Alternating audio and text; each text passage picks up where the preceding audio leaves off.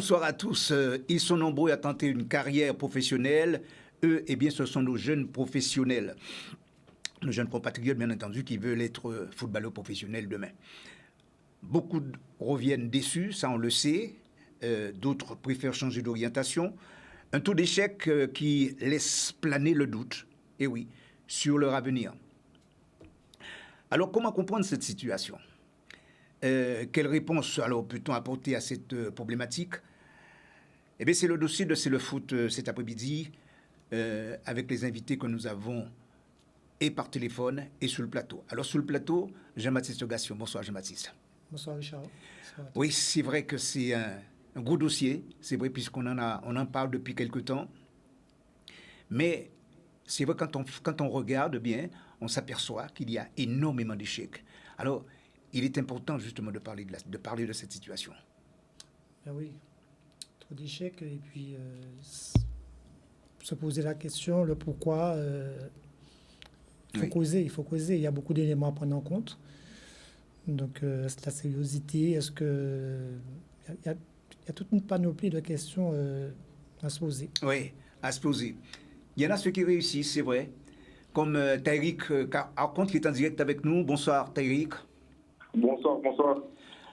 Eh bien, ravi que tu sois en plateau. C'est vrai que tu as eu l'occasion d'intervenir en direct dans C'est le foot. Et aujourd'hui, ben, c'est le cas. Donc, tu vas nous parler un peu déjà dans un premier temps de ton parcours. Tout ce que tu as rencontré, certes, comme difficulté, mais d'abord, ton parcours, avec un départ ici en Guadeloupe déjà. Mon départ en Guadeloupe, j'ai commencé le foot à la solidarité scolaire. Oui. Et après, je suis parti au Stade Lamontinois. Mm-hmm. Je suis passé une année au Crêpes.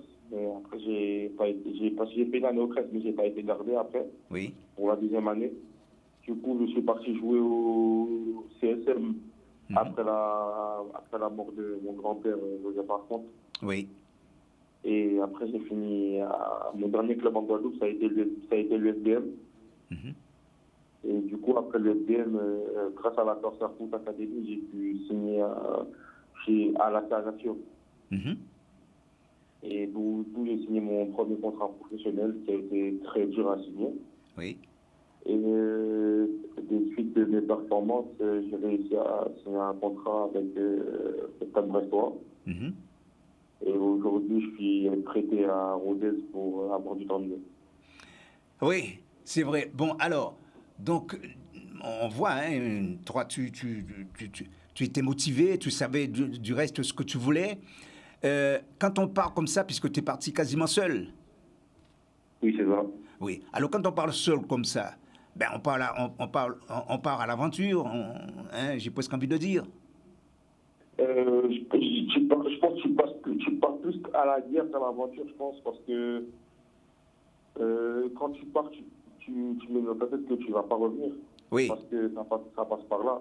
Moi, D'accord. je suis parti en guerre avec une petite appréhension parce que je suis parti en Corse. Donc, j'ai eu une petite appréhension, mais je pense qu'il m'a aidé là-bas. C'est que vu que c'était une île comme la Guadeloupe, ils m'ont très bien accueilli. Oui. Et je pense que c'est ce qui a fait que j'ai pu réussir. Alors, Taïrik, alors avec Ajaccio, puisque tu as signé avec Ajaccio en Ligue 2, c'était au cours de la saison, si je crois bien, 2020-2021, c'est ça ? Ouais. Est-ce qui t'a vraiment propulsé, c'est-à-dire qui t'a donné cette force ? Ben, c'est ce but remarquable que tu avais marqué, je crois, contre le Havre. Tu te rappelles ? C'est ça. Oui. Et ça te donnait un petit peu de force pour continuer un petit peu l'aventure.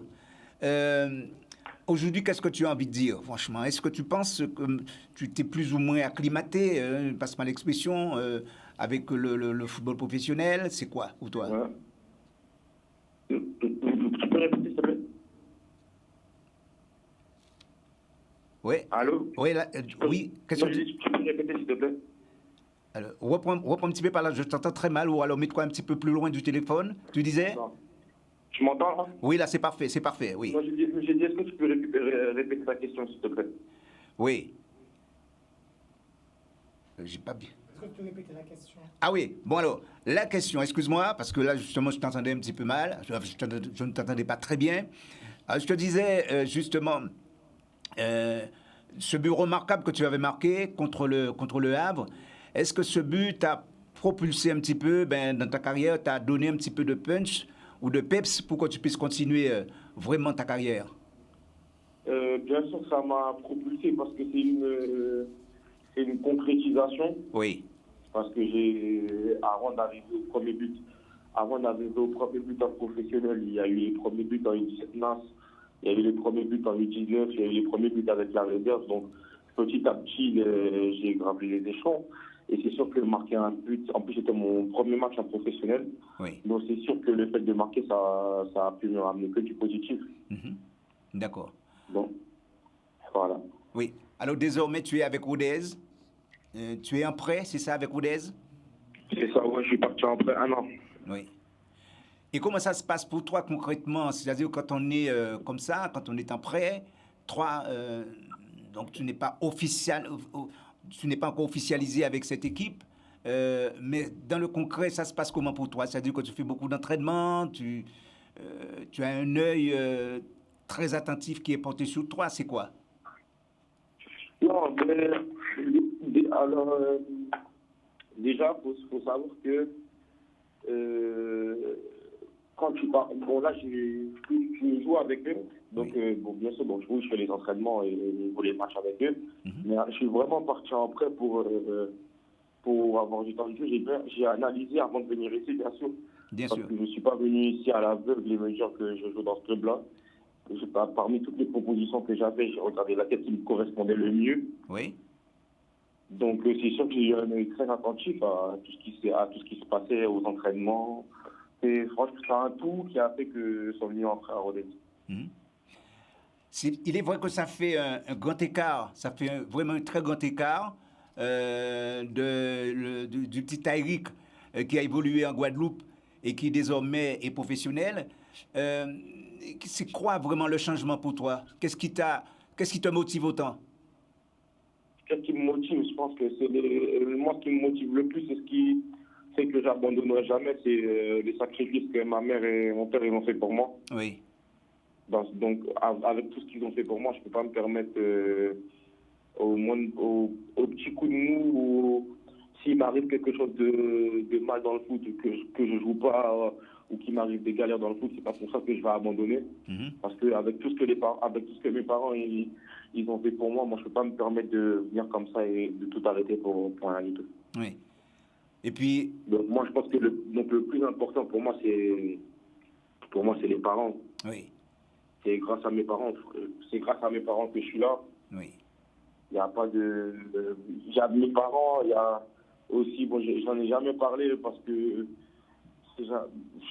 il a toujours voulu rester dans l'ombre, mais moi, mon contrat professionnel, pour moi, je l'ai eu grâce aussi à Yvon Santime parce que il y a eu toute une préparation physique, une préparation mentale. Oui. Faut pas croire que ce qu'on voit à la télé, les footballeurs et tout, faut pas croire qu'on arrive, il y a du travail à côté en fait. On souffre beaucoup. À la télé, on montre que les belles choses, mais les footballeurs, ils souffrent beaucoup. Et c'est le cas pour toi, Taïrik. Bien sûr. Tu viens de faire allusion à la souffrance. Alors la souffrance, c'est quoi? La souffrance, c'est déjà, il y a plusieurs types de souffrance. Déjà, il y a la souffrance au niveau des sacrifices que tu dois faire, des sacrifices banals. Par exemple, aller dormir à 23 heures, bien manger, avoir une bonne nutrition, ne pas se contenter que des entraînements que tu fais avec ton club, mais avoir des entraînements spécifiques à côté, avoir un psy, être suivi. Après, tu as les sacrifices au niveau du foot. Tu as l'environnement du foot aussi qui fait que c'est dur. Parce que le foot, c'est un monde de requins. Je pense que tout le monde le sait. Le foot, c'est un monde de requins. Avec les gens qui se font passer pour des faux agents, avec des amis qui viennent que quand tu as de l'argent, quand on n'a pas, tu ne vois plus personne. Oui. En fait, avant d'être un bon footballeur, il faut avoir un bon entourage. Un bon entourage. Et ce qui veut dire que toi, tu as un bon agent, tu as un agent qui te suit convenablement. Convenablement. J'ai rien à lui reprocher. D'accord. Alors, de par ton expérience et puis surtout l'amour que tu as pour ce que tu fais actuellement, c'est-à-dire footballeur professionnel, tu t'es trouvé ou tu t'es retrouvé avec les Guada Boys parce que finalement, on a constaté que tu avais des qualités, je pense. Je pense que je ne pourrais pas vous dire concrètement, mais oui. Je pense que c'est pour ça. Après, comme je vous ai dit, moi j'ai toujours voulu jouer avec la Guadeloupe. Oui. Parce que c'est mon île. C'est sûr que représenter mon île, moi, c'est ce qui me fait le plus plaisir, marquer chez moi en Guadeloupe, voir ma famille, mes amis, contents pour moi, c'est ce qui me fait le plus plaisir. Ah, je t'entends très très loin, Tariq. Tu m'entends là? Oui, là c'est bon, vas-y. Ok, c'est bon. Voilà. Donc du coup, je disais que bien sûr que quand je jouais avec la Guadeloupe, ça m'a fait beaucoup plaisir. Surtout que j'ai pu marquer mon premier but dès mon premier match. D'accord. Voilà, je rends fier ma famille, mes amis, mes parents, tout le monde. Donc c'est le principal. D'accord.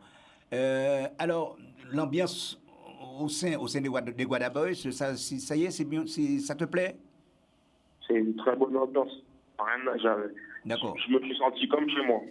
Comme si, je dis comme chez moi, la Guadeloupe c'est chez moi bien sûr, mais c'était ma première sélection, donc c'est vrai que tu appréhendes un peu, parce qu'on ne connaît pas forcément tout le monde, même si on vient du même endroit. Mais j'ai très bien été accueilli.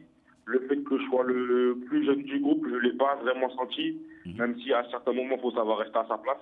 Il faut savoir respecter les cadres et ne pas, par exemple, parler à n'importe quel moment. Il faut vraiment rester à sa place. Mais ça s'est très bien passé avec les Guada Boys. Alors, une question justement de Jean-Baptiste Gassion que tu connais très bien.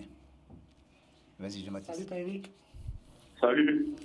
Ça va, je suis fier de ton parcours. Merci. Ouais, c'est vrai que j'ai rejoué pas mal de choses que tu as dit. Donc, c'est vrai qu'on s'est croisés à l'époque, tu étais tout jeune, j'étais éducateur à l'école de Monalo. Okay. Et c'est vrai que j'ai vu tout ton parcours en étant jeune. Et c'est vrai que c'est une chose qui est importante, c'est que tu as eu un bon environnement aussi. Parce que tes parents ont toujours été là, ils t'ont toujours soutenu, et jusqu'à maintenant.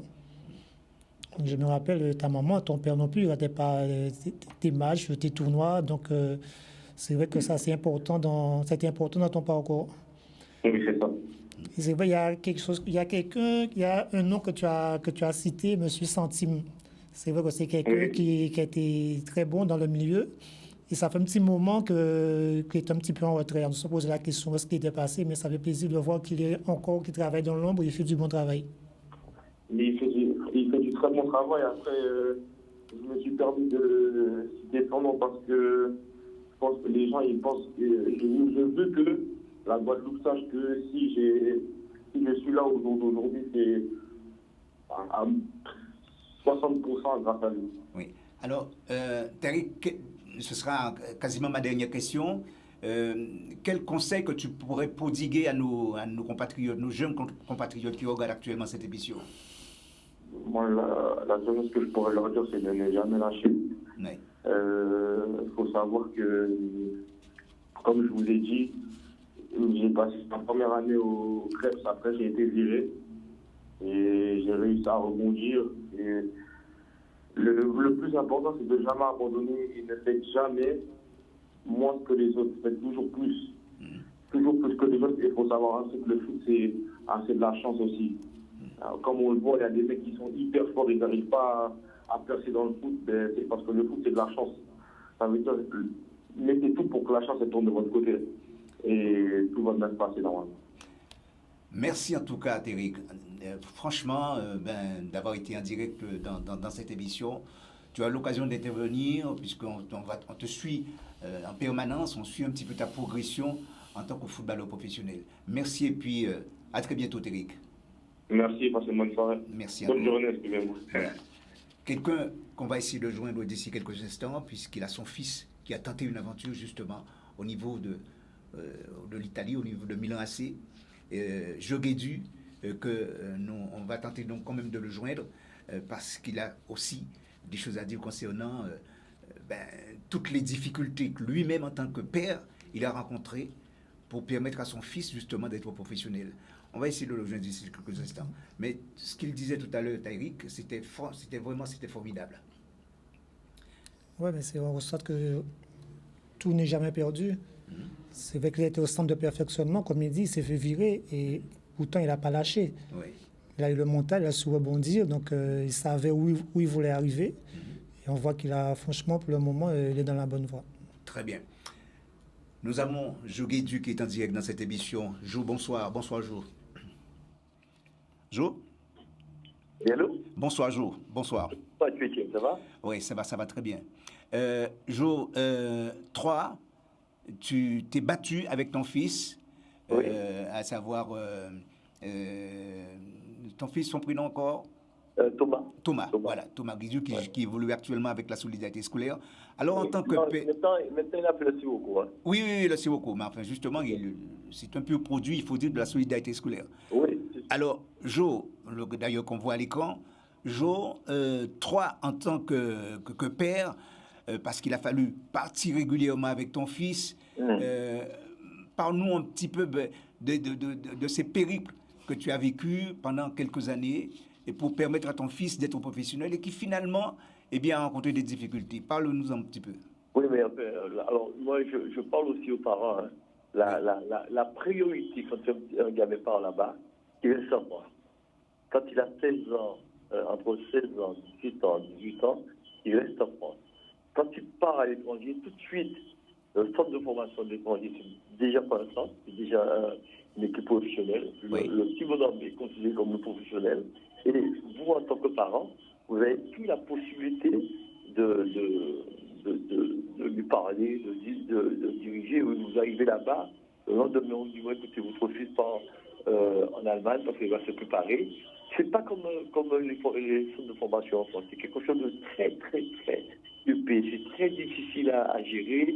Vous n'avez pas le droit de rester voir l'entraînement. Vous êtes vraiment dans une situation très difficile. Deuxièmement, l'agent, c'est un agent français qui ne vient pas le voir là-bas parce que quelque part, il attend des résultats avant tout.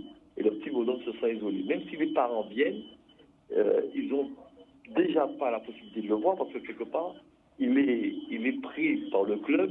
Oui. Et là, il mange pendant la semaine dans 3 restaurants avec les autres. Ils ont un hébergement à eux.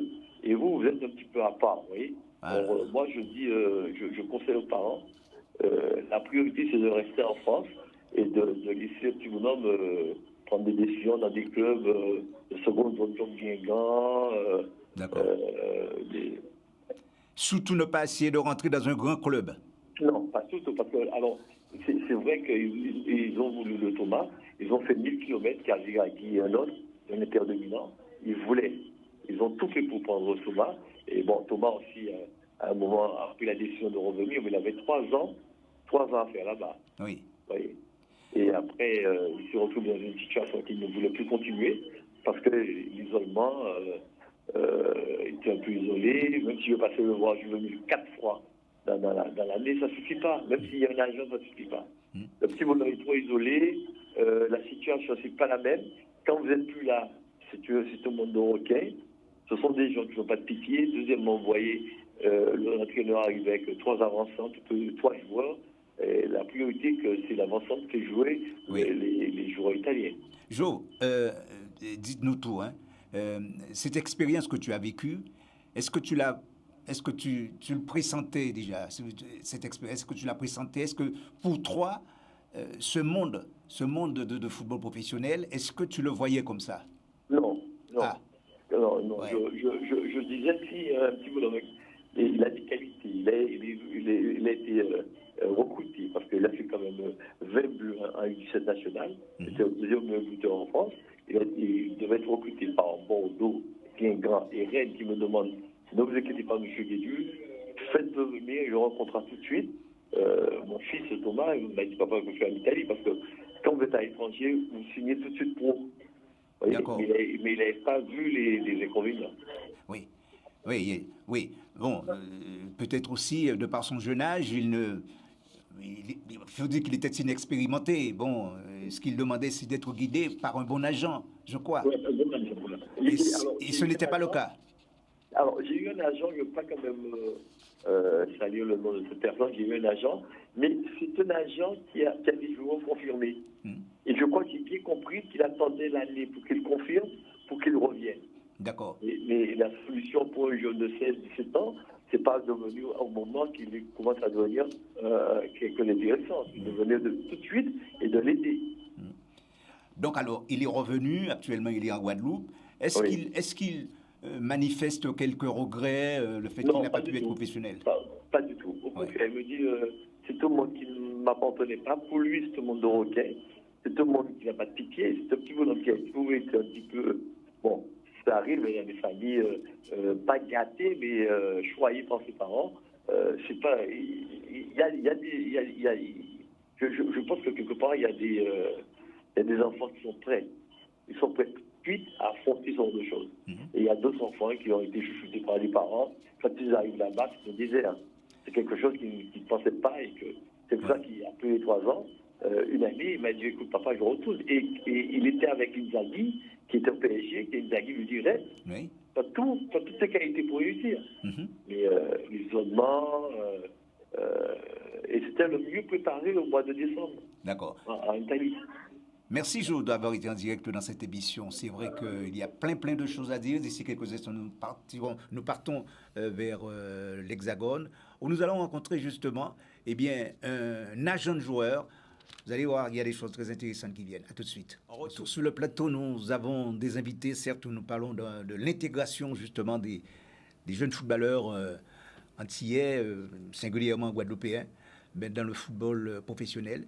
Est-ce que c'est une réalité? Est-ce que c'est une vérité? C'est vrai que c'est une question que j'aime bien poser, Jean-Baptiste. Pourquoi? Parce qu'on se rend compte de jour en jour qu'il y a beaucoup de difficultés. Et quand entendre Tariq tout à l'heure, le travail qu'il faut faire, qu'il faut se mettre un petit peu en évidence tout le temps, c'est pas facile.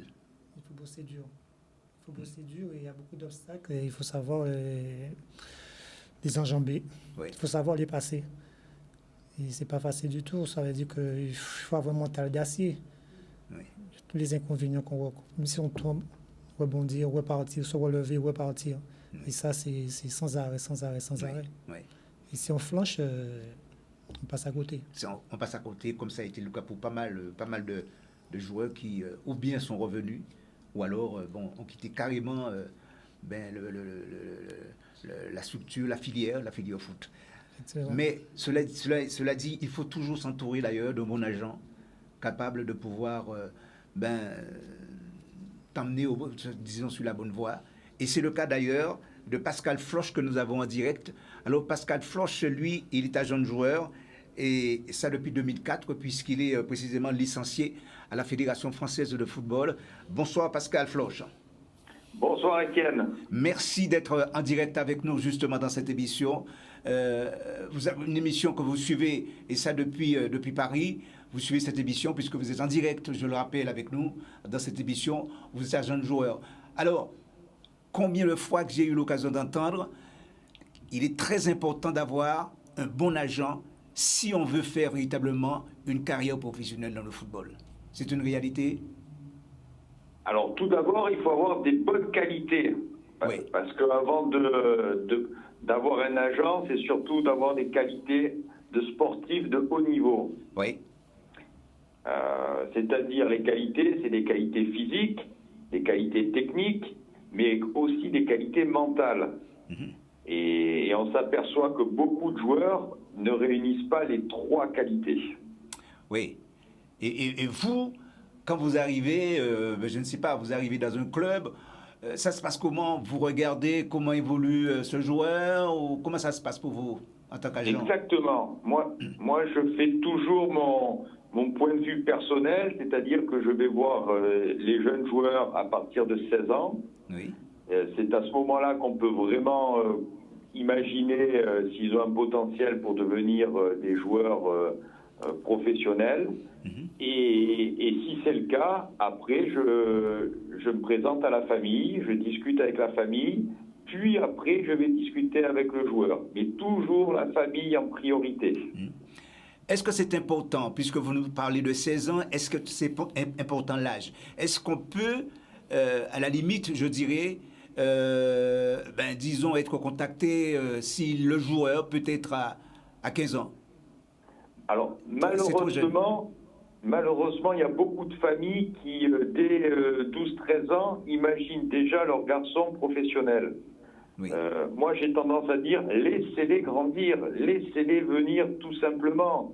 On ne peut pas, à 12-13 ans, savoir si à 18-19 ans, on sera professionnel. C'est pas possible. Oui. Par contre, à partir de 15 ans, on commence à y voir un peu plus clair. Et 16 ans, c'est le bon âge. Donc, laissez les garçons dans leur club travailler, et puis faites en sorte qu'il y ait des bons éducateurs. C'est ça qui est important. Oui, oui. Alors, j'imagine que vous en avez connu pas mal, hein, puisque vous êtes, je le rappelle, vous êtes donc agent de joueur et ça depuis 2004. Ça fait déjà un bail. Et combien sont passés sous votre roulette, par exemple? Alors, moi, j'ai commencé par des jeunes joueurs qui avaient 17 ans à l'époque. J'ai accompagné depuis maintenant plus de 20 ans. J'accompagne régulièrement 2 à 3 joueurs par saison. Oui. Donc, vous faites le calcul, 20 fois 3, j'ai dû passer 60 jeunes joueurs que j'ai vraiment accompagnés. Et à l'heure actuelle, par exemple, j'ai un très bon garçon qui vient de chez vous. Oui. Qui a signé au Stade Rennais il y a 3 ans et qui a franchi les étapes parce que lui, il est armé techniquement, physiquement et mentalement. Donc il répond à tous les critères que vous venez de nous citer. Les 3 critères principaux pour la réussite. En plus de ça, il a un entourage. Vous entendez parler tout à l'heure de l'entourage. Il n'y a pas que l'agent dans l'entourage. Il va y avoir le frère, il va y avoir les parents. Alors, ce joueur, justement, puisque nous l'avons à l'écran, Januel Bélocian. Nous sommes d'accord? Oui. Oui. Alors, dans le concret, ça s'est passé comment pour lui? Puisque vous avez eu des infos sur lui. Oui, lui, quand il est arrivé, il était déjà prêt à répondre au football, je dirais, vraiment en France, parce qu'il avait suivi une bonne formation en Guadeloupe. Donc, en arrivant, il a de suite pu montrer ses qualités. Ça, c'était un avantage. Mais après, il a aussi travaillé énormément. C'est un garçon qui consacre son temps au football et à l'école. Oui. Il a pas sacrifié ses études pour autant. Hein. Il vient d'avoir son bac. Il vient d'avoir son bac, justement, me disait sa mère. Voilà. Oui. Donc, quand le papa et la maman l'ont déposé à Rennes, je me souviens très bien, ils ont dit, on vous confie notre garçon, il doit réussir à l'école et progresser dans le football. Oui. Mais il fallait réussir à l'école. Les deux vont ensemble, hein, il faut savoir. Oui, voilà. Oui, c'est important. Alors, donc, oui, on parle de Januel Bélocian. Est-ce que c'est important, justement, quand on rentre dans ce système, dans le système professionnel, est-ce qu'il est important d'avoir les parents juste à côté de soi, régulièrement ou pas? Il est important d'être entouré, ça c'est sûr. Si c'est possible, être à 100 km maximum de chez ses parents pour pouvoir rentrer très régulièrement, c'est l'idéal. Et les statistiques prouvent que c'est comme ça qu'on réussit le mieux. Maintenant, à ma connaissance, il n'y a pas un club professionnel ni en Guadeloupe, ni en Martinique. Donc, vous êtes bien obligé de prendre l'avion ou le bateau, je dirais, pour rigoler. Mais il faut traverser l'Atlantique. Vous n'avez pas le choix. Donc, eux, ils ne seront jamais à 100 km de leurs parents, sauf si toute la famille déménage. C'est un handicap, ça? C'est un handicap pour le joueur? C'est un handicap, oui. Mais je trouve que la mentalité que vous dégagez, cette force qui vous oblige à vous éloigner, peut forger aussi un mental très fort. Et celui qui réussit, En général, il peut aller très très haut. Hein. Oui. Alors justement, il y a mon confrère qui est avec moi, qui est notre consultant football, Jean-Baptiste Gassion. Juste une question pour vous. Oui. Januel, j'ai vu que j'ai connu. Je ne sais pas si vous pouvez me répondre à cette question, mais quand je l'ai eu, il jouait plutôt un poste plus avancé. Je parle plus. Et j'ai vu que maintenant, il évolue en défense. Donc, je peux avoir une précision là-dessus. Alors, moi j'ai été confronté souvent à ça. Ah. C'est-à-dire que c'est pas lié au fait qu'on arrive de Guadeloupe non, c'est beaucoup de joueurs évolués dans des postes offensifs et se sont révélés sur des postes défensifs. Le football a évolué. Maintenant, on demande aux défenseurs centrales, on demande aux latéraux, on demande aux gardiens de but de jouer avec leurs pieds, d'être techniques. Et c'est pour ça qu'on retrouve des joueurs offensifs sur des postes défensifs. Oui. Mais encore faut-il savoir défendre, parce que c'est pas donné à tout le monde. Et ça reste une qualité essentielle. Et Januel Bélocian a cette qualité. Quand je discute avec son directeur du centre de formation, M. Denis Arnaud, il me dit une des caractéristiques particulières de Januel, c'est qu'il sait très bien défendre. Et ça, c'est pas donné à tout le monde. Et puis, très fort aussi de caractère, puisque justement, il avait marqué le but contre son cran, contre quelle équipe encore C'est en Coupe d'Europe contre les Ukrainiens. Voilà. Ouais. Et il est sorti en pleurs. Il était malheureux. Voilà, c'est ça. Je crois que c'est une force de caractère, hein, justement, lorsqu'on en agit comme ça. Mais, si vous voulez, sur le moment, c'est très très dur à vivre. Mais quand vous voyez le lendemain matin, je dis bien le lendemain matin parce que j'étais présent, qu'il est à nouveau reparti avec la flamme et qu'il est prêt à se battre pour continuer sa progression, vous comprenez tout. Vous dites ce garçon, il est taillé pour le sport de haut niveau. Mais c'est une famille de sportifs de toute manière, donc c'est pas si surprenant que ça. Oui. Quand vous connaissez les parents, c'est pas si surprenant que ça non plus. Voilà. Pascal Floch, je reviens vers vous d'ici quelques instants, puisque vous savez, nous devons donner la parole aussi à nos amis téléspectateurs qui regardent en ce moment cette émission, en leur rappelant justement le numéro, le 05 90 96 10 10, 05 90 96 10 10. Alors Jean-Baptiste, on revient un petit peu sur le plateau, certes, et donc c'est intéressant quand on entend justement l'agent de Bélocian, des difficultés, toutes les compétences justement qu'il a pour être un vrai footballeur professionnel. Il est grand, il est très athlétique, il a du caractère, et c'est tout bénef pour lui. Tout à fait, tout bénef. Parce que c'est vrai qu'il y a des éléments aux questions. Je dis, il y a plutôt de questions à se poser, mais quelque chose qu'on retient, le mental est important, et l'entourage, l'environnement. Et c'est vrai que Januel, je l'ai côtoyé, je l'ai eu à 12 ans, notamment lors de tournois internationaux GIF-sur-Yvette. Et il a de bonnes aptitudes. Et ses parents, que je salue en passant, ce sont des gens qui sont présents. Et ça, son importance, ce ne sont pas d'entourage, ça en fait partie des parents, notamment Taïk, j'en disais précédemment que ses parents étaient là. Et bien, M. Bélocian, Mme Bélocian, ils étaient là. Et toujours là, accompagnés, Januel. Oui, et c'est important. Et c'est important. Oui. Et c'est vrai qu'au niveau mental, il a pu bénéficier il y a son frère, Willem, l'athlète. Oui. Donc, il est motivé. Il est motivé, donc il est un exemple. Voilà. Donc, il a tout ça avec lui, donc il ne peut que réussir. Nous avons un appel, justement, au 05 90 96 10 10. Bonsoir. Bonsoir. Allô, bonsoir. Oui, bonsoir. Vous avez suivi, oui, je ne sais pas qui c'est qui est au téléphone, vous avez suivi un petit peu cette émission, et puis j'aimerais savoir ce que vous en pensez, justement, du football professionnel, toutes les difficultés que certains joueurs rencontrent, ceux qui aspirent à être professionnels, toutes les difficultés qu'ils rencontrent. Qu'est-ce que vous avez Richard, c'est Mika. Ah bon, salut. Ah, mais même Mika, salut, comment vas-tu? Oui. Ça va. Très, très bien, Mika. Donc j'ai reçu l'appel, hein. J'ai pas eu le temps d'appeler. Oui. Effectivement, c'est compliqué à gérer au quotidien pour le gamin qui part tout seul.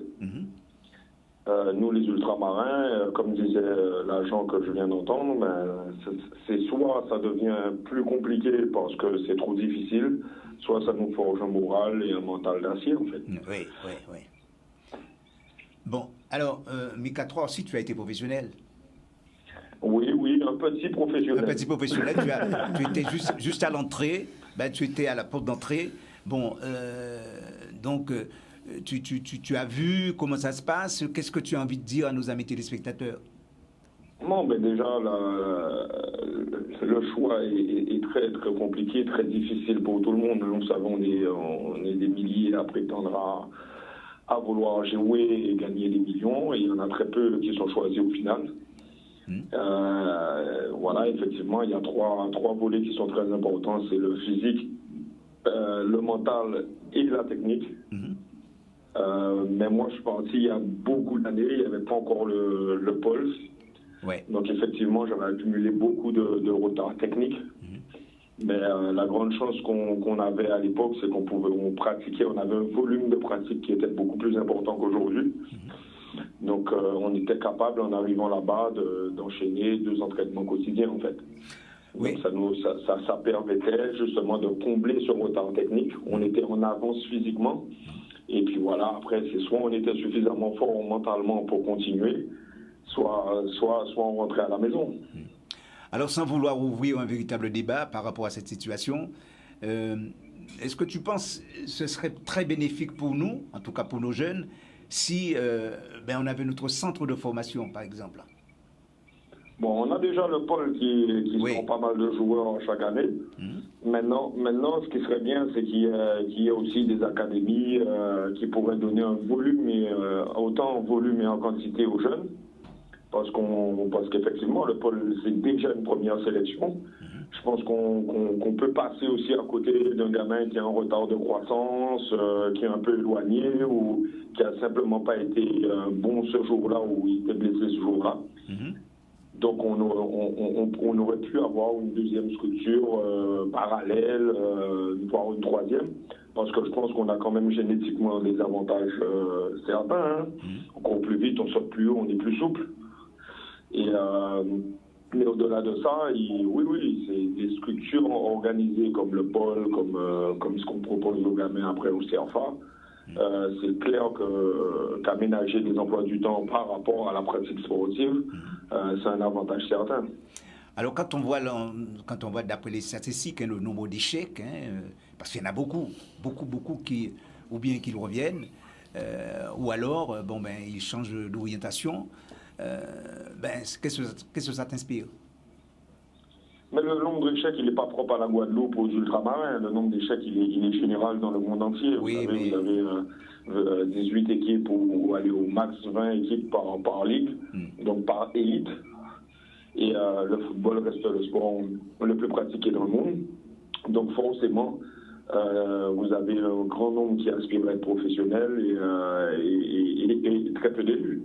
Donc l'échec n'est pas propre à la Guadeloupe, l'échec est partout dans le monde. Et ça fait partie du tri naturel et parfois aussi même au facteur chance. Est-ce que tu penses aussi, Mika, que nos entraînements sont bien appropriés pour nos gamins? Alors, moi j'ai envie de dire, et je parle au nom des éducateurs, que les éducateurs guadeloupéens sont très courageux. Oui. Parce que vous allez dans un petit patelin en métropole et vous voyez la qualité de la pelouse. Oui, d'accord. Et vous vous rendez compte rapidement que c'est scientifique. Si on s'entraîne sur un terrain de foot qui est bossé, vous avez moins de répétitions que sur un terrain de foot plat. Ma grande bataille, et celle de tous les éducateurs guadeloupéens, c'est de faire accepter aux collectivités le fait que le football se joue sur un terrain plat et l'entraînement des enfants, et non pas que les seniors, l'entraînement de tous les footballeurs guadeloupéens, et les matchs doivent se dérouler sur des terrains plats, tondus, tracés. Le jour où on arrivera à ça en Guadeloupe, je pense qu'on tirera beaucoup plus de pros avant même de changer la façon d'entraîner. Jean-Baptiste. Michaela, tapi a tapé sur la réalité. Sur la réalité. C'est dommage, mais bon, beaucoup de collectivités, comme il dit, n'ont pas compris ça. Et il y a quelque chose qui me dérange aussi, c'est que quand je vois les pelouses, encore, je passais ce matin, je roulais, j'ai vu un terrain de foot. On a l'impression que les gens qui s'en occupent, ils n'ont rien à faire, en fait. Donc après, c'est notre débat aussi, mais bon, c'est dommage. Oui. C'est dommage, même si les terrains sont bosselés, mais au moins, quelque part, on peut ajuster la tonte de l'herbe pour cacher un petit peu, mais c'est à ras, c'est n'importe quoi. C'est dommage. Mika, merci. On aura l'occasion de revenir justement sur cette problématique de terrain, d'infrastructure, puisque c'est vrai, il est question d'ailleurs que l'on en parle, parce que on a comme impression finalement que ce n'est pas une priorité pour ceux qui devraient normalement assurer cette responsabilité. Merci en tout cas, Mika, d'avoir été en direct dans cette émission. On se retrouve dans très peu de temps. Alors, c'est bon, on va essayer de rejoindre, pourquoi pas, Pascal Floch, qui est agent de joueur, et lui qui nous disait toute sa satisfaction pour Januel Bélocian, par exemple. Ah oui, il y a de quoi être fier. C'est un joueur, je ne pense pas qu'il a de soucis avec lui, qu'il a une éducation, qu'il sait ce qu'il veut, et puis c'est tout bénéf pour les deux. C'est gagnant-gagnant. Gagnant-gagnant, parce qu'il faut dire aussi, l'agent, lui, il a sa part de responsabilité, et évidemment le club aussi, parce que lui, il le disait lui-même, qu'il suit l'agent, qu'il suit le footballeur, il regarde sa progression, et puis il peut intervenir aussi, justement, auprès de, comment on appelle ça encore, auprès du club. Mais oui, tout à fait. Donc là, il a toutes les cartes, comme il dit, les parents lui ont confié leur gamin, et il fait tout de bout en bout. D'accord. Pascal Floch, que nous avons qui est avec nous, et cela depuis le début de l'émission.